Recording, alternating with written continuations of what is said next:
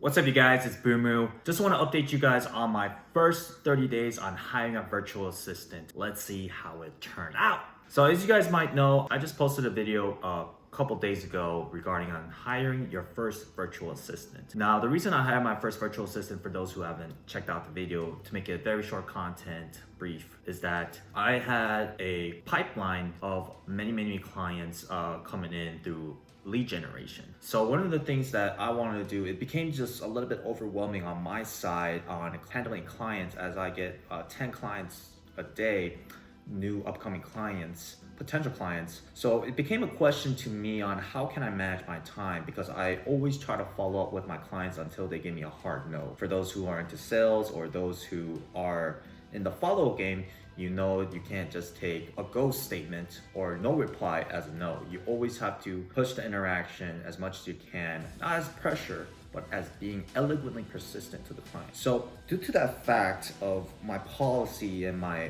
process on how I carry my sales, it just became so evident to me that why should I do all this texting, this time management, opening up emails, following up with clients.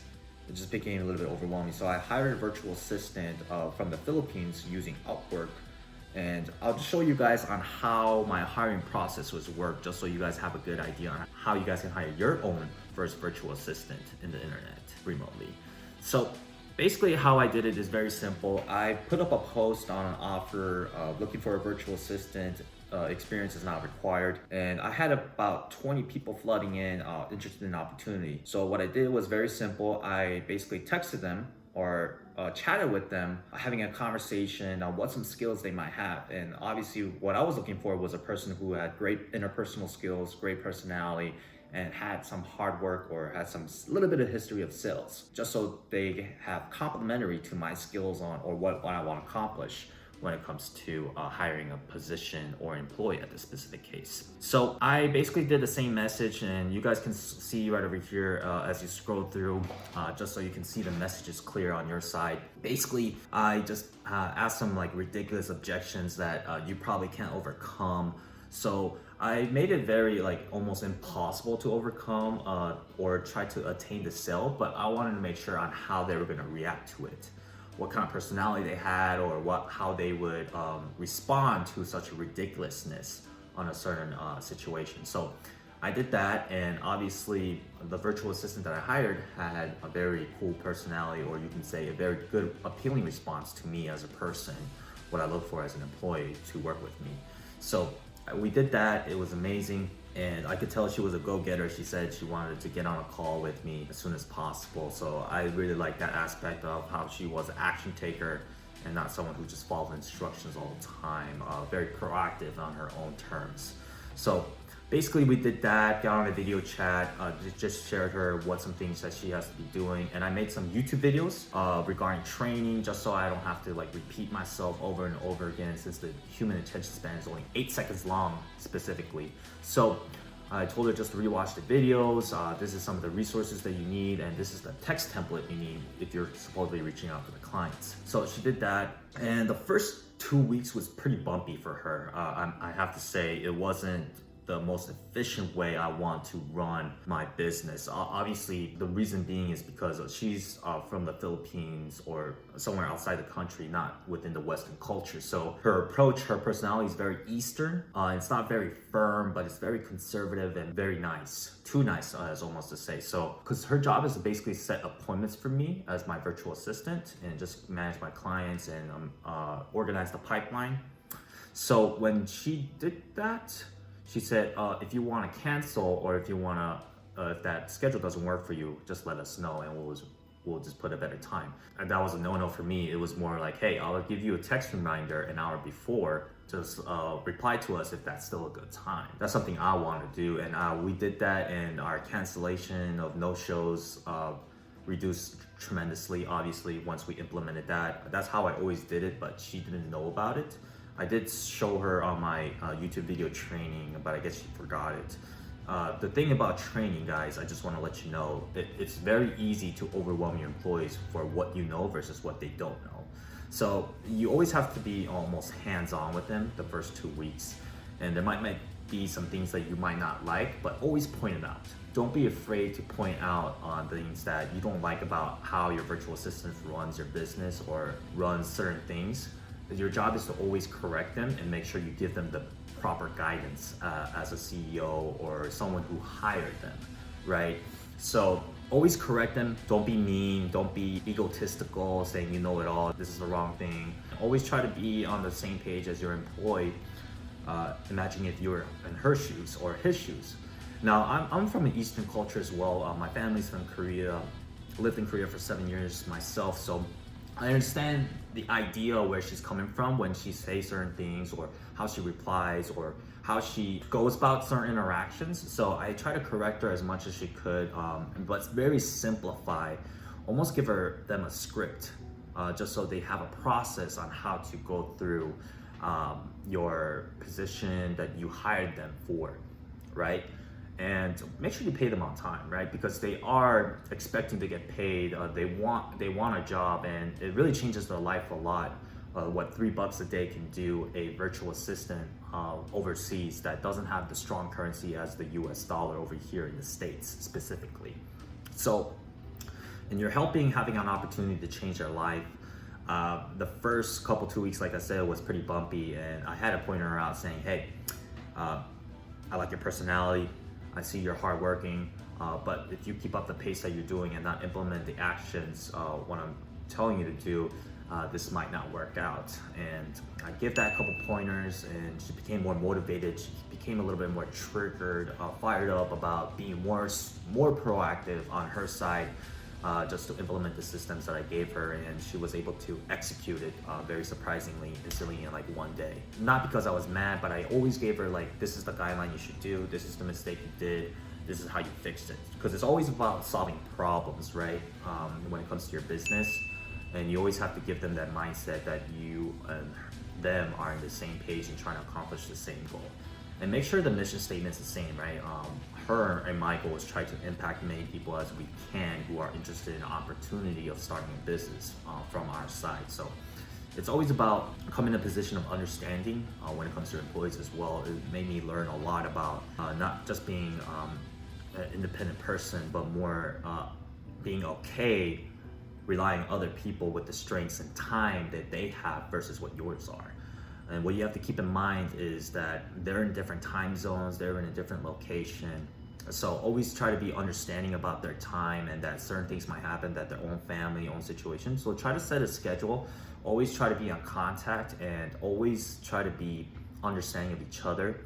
And you as a person who hired them obviously needs to boost up your revenue or profits and try to hit those goals, because ultimately there's people depending on you to get paid, but looking for you as guidance as well as a mentor. So it always makes you grow as a person. I didn't really expect it to be like this. I just expected to have more free time, and she's gonna figure out by herself kind of thing. But as the days went on and the weeks went on, and as the months passed by, I realized that it was becoming a more important responsibility, a more fired up thing for me as becoming an experienced entrepreneur, you can say, to help other people and share with people the opportunity that they're looking to be involved with the e-commerce business opportunity themselves when it comes to your virtual assistants.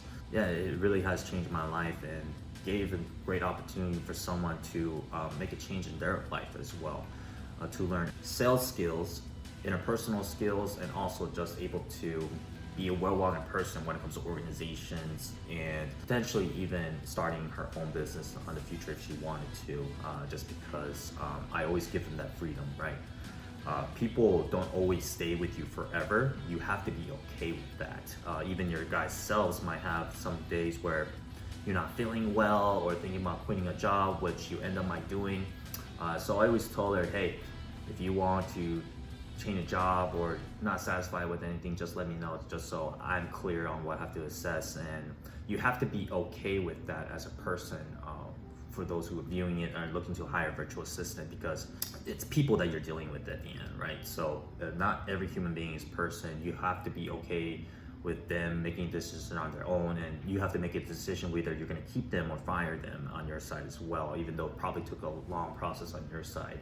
But the ultimate thing is when you do find the right person, the right employee, it will change your business to 120, 180 degrees, because how it affected my business was very simple. I saw the time log, what I was spending on, right? I was spending about almost 3 to 4 hours a day just texting people every single day. So when I did the math, because I want her to work 20 hours a week, by a month, I was freeing up almost 80 hours a week of my time to do things that I wanted to do. Ultimately, by just hiring her, you have an extra 4 hours that you didn't have previously that just freed up because you hired this virtual assistant, right? So also you have to look into how much is worth your time, right? If you're trying to make obviously a certain amount of money a year, you have to know how much time you have to spend 8 hours a day. Supposedly if you're sleeping 8 hours yourself, eating, sleeping, showering, family time, leisure time on your own, you have to really categorize where you could be effective and what is the thing that's producing income versus what is not producing income. What are those activities like email, contacting clients, follow-up?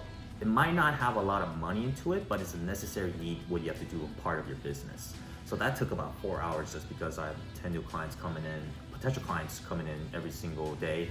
And I always try to follow up as much as I can with the clients. So it's almost becoming to a thing of how do you guys value your time, right? And once you find out what is an effective way to produce more income on your side and how to delegate things that you don't want to do that is hard but time consuming, it will change your business 180 degrees, because time is the most important asset, not about how much work you put in, because you can get burnt out, you can lose that drive, or your performance might even go down just because of the task that has to come and the repetition and the consistency and perseverance that's required to sustain a high level business. And it has changed my life. I freed up my time so much doing the appointments. She just brings the clients to me, we book a call, and it just became a game changer in my business. Obviously, I became number 2 in my company that month by just hiring a virtual assistant. It just changed everything just because I was allocating my time properly.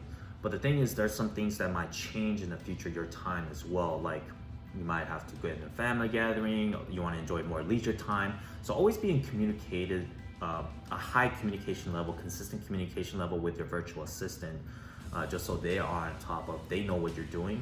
Because ultimately the business owner, if they're not performing or doing what they're supposed to do, then it's going to affect the virtual assistant's performance as well. So I think it's almost like a ladder or a pyramid, or think it like almost like a domino effect. Whatever you do is going to affect the virtual assistant's performance as well. So don't think like your virtual assistant is going to do everything.